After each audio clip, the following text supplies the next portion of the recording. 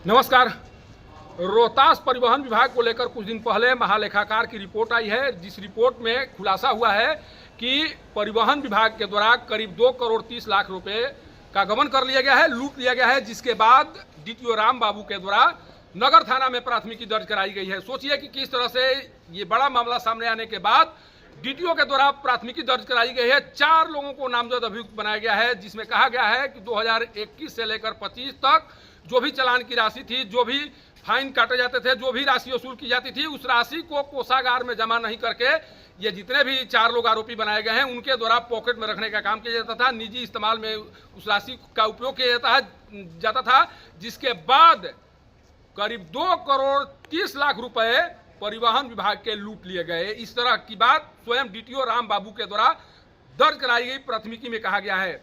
जो जानकारी सामने आ रही है उसके अनुसार 2021 से लेकर 25 तक जो भी राशि जमा की गई, सोचिए कि किस तरह से यहां पर परिवहन विभाग के द्वारा लोगों पर फाइन किया जाता था, जिस तरह से राशि की वसूल की जाती थी। उसके बाद लग रहा था कि सरकार के राजस्व को बढ़ाने के लिए इस विभाग के द्वारा काम किया जा रहा है, लेकिन जो खुलासे हुए हैं उसके बाद से लग रहा है कि जितने भी लोग इस गमन में शामिल हैं उन लोगों के द्वारा अपने पॉकेट को गर्म करने के लिए इस तरह से कार्य करते थे।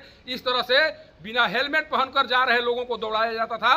ये अब समझ में आने लगी है। अगर सरकार के राजस्व में राशि जमा होती, सरकार के घर में ये राशि जाती और परिवहन विभाग के द्वारा इस तरह का काम किया जाता, तब तो बात समझ में आती। लेकिन 2021 से करीब 4 साल से इस राशि की लूट हो रही थी और इसके बाद में भी राम बाबू को भनक नहीं लगी। सबसे बड़ा सवाल 2021 से लेकर 25 तक जो भी डीटीओ रहे इस कार्यालय में, जिनके द्वारा परिवहन पदाधिकारी के रूप में पदस्थापन के तौर पर कार्य किया गया, सवाल उन पर भी उठ रहा है। कैसे किसी कर्मचारी के द्वारा जब राशि की जमा नहीं की जा रही थी, कोषागार में पैसे को नहीं पहुंचाया जा रहा था, तो परिवहन पदाधिकारी कर क्या रहे थे? उनके द्वारा जांचने का प्रयास, देखने का प्रयास क्यों नहीं किया गया कि जो भी राशि की वसूली की जा रही है, जो भी टैक्स जमा किए जा रहे हैं, वो राशि जा कहाँ रही है, किसके खाते में है, कहाँ पर है? इन बातों को समझने का प्रयास जो भी परिवहन पदाधिकारी रहे उनके द्वारा क्यों नहीं किया गया?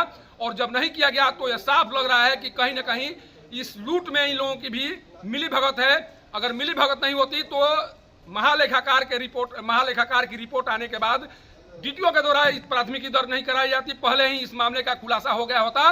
लेकिन खुलासा नहीं होना यह बता रहा है कि 2021 से लेकर 25 तक जिनके द्वारा बतौर परिवहन पदाधिकारी रहकर काम करने की कोशिश की गई, सबकी मिलीभगत से यह मामला सामने आया है और सबकी भूमिका की जांच होनी चाहिए। जब चारा घोटाला में लालू प्रसाद यादव के ऊपर प्राथमिकी दर्ज हो सकती है, जब उन्हें भी अभियुक्त बनाया जा सकता है, क्योंकि उस समय विभागीय मंत्री होने के कारण उन पर प्राथमिकी दर्ज कराई गई थी, तो डीटीओ राम बाबू पर प्राथमिकी क्यों नहीं? जो 2021 से लेकर 25 तक परिवहन पदाधिकारी थे उन पर प्राथमिकी क्यों नहीं दर्ज होनी चाहिए?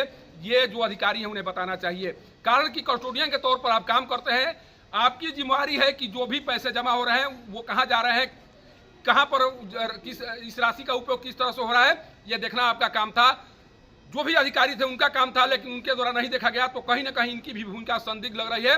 और सबसे बड़ा सवाल इस विभाग को लेकर उठ रहा है, क्योंकि डीटीओ ऑफिस अक्सर चर्चा में बना रहता है, अक्सर डीटीओ ऑफिस को लेकर खबरें सामने आती रहती हैं और जो खुलासे होते हैं उन खुलासों के बाद से इस विभाग के प्रति जो लोगों के मन में छवि है, इस विभाग को लेकर जो छवि बनी है वो यही बनी है कि परिवहन विभाग में बिना पैसा दिए हुए कोई काम नहीं होता है। इस तरह की छवि लोगों के मन में बनी हुई है और ये छवि बता रही है कि परिवहन विभाग में कुछ इस तरह के कार्य हो रहे हैं जिस कार्य के कारण परिवहन विभाग की यह छवि बनी हुई है। कोई भी काम कराने के लिए आइए, यहाँ पर बिना दलालों के माध्यम से काम नहीं होता है।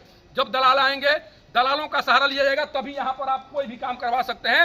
इस तरह की बातें बहुत पहले से सुनाई पड़ रही हैं और कहीं ना कहीं ये मामला जो सामने आया है वो बता रहा है कि किस तरह से परिवहन विभाग में एक पूरा सिंडिकेट चल रहा है, जिस सिंडिकेट के माध्यम से सरकार के कोष में जमा होने वाली राशि को भी कहीं ना कहीं खाने से इन लोगों के द्वारा परहेज नहीं किया जा रहा है। सोचिए कि जो नाजायज पैसा लिया जा रहा है वो तो अलग है, लेकिन जो नियमतः कोष में जाना चाहिए उस राशि का भी गमन इन लोगों के द्वारा किया जा रहा है। तो ये पूरा सिंडिकेट इसमें काम कर रहा है और इस सिंडिकेट का खुलासा होना चाहिए, भंडाफोड़ होना चाहिए कि 2021 से लेकर 25 तक जो राशि गमन हुई है उस राशि को गमन करने में किनका योगदान है। हालांकि पुलिस इस मामले की तहकीकात शुरू कर दी है और जिन लोगों को आरोपी बनाया गया है वो शायद भागे फिर रहे हैं। कुछ स्टाफ का यहाँ से ट्रांसफर भी हो गया है, लेकिन अब प्राथमिकी दर्ज हो चुकी है। दस्तक पुलिस की वहां तक भी सुनाई पड़ेगी, दिखाई पड़ेगी और उन्हें जवाब देना होगा। जब गिरफ्तारी होगी उसके बाद खुलासे होंगे कि किनके किनके इशारे पर ये सारे खेल हो रहे हैं। एक भी अगर गिरफ्तारी इसमें हुई और जब पुलिस के द्वारा पूछताछ किया जाएगा तब पता चलेगा, तब खुलासे होंगे कि किनके इशारे पर ये सारे खेल हो रहे हैं और गिरफ्तारी अब जरूरी हो गई है। अब गेंद जो है पुलिस के पाले में है। पुलिस इस मामले को किस तरह से आगे लेकर जाती है, किस तरह से तहकीकात करती है, अब सबकी निगाहें इसी पर बनी हुई है।